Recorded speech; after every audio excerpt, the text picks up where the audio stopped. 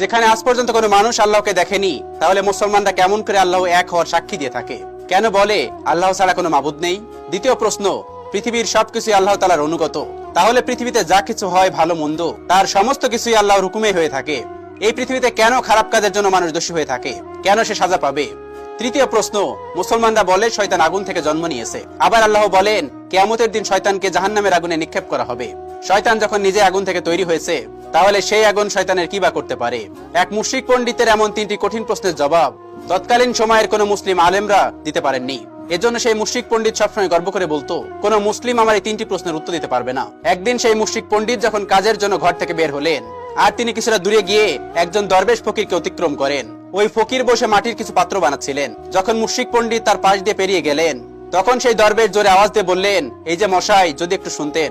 সেই পণ্ডিত সঙ্গে সঙ্গে দরবেশের কাছে আসলেন। দরবেশ বললেন, আমি শুনেছি আপনার তিনটি প্রশ্নের উত্তর কেউ দিতে পারছে না, আর সেগুলোর উত্তর নাকি আজ পর্যন্ত কেউ কোনোদিন দিতে পারবে না।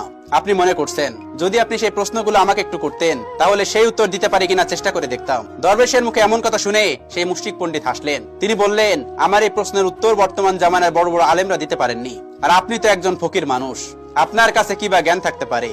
পণ্ডিতের মুখে এমন কথা শুনে সেই দরবেশ একটু মুস্কি হেসে বললেন, আরে পণ্ডিত মশাই, প্রশ্নগুলো একটু করেই তো দেখেন। এরপর মুশরিক পণ্ডিত নিজের প্রশ্ন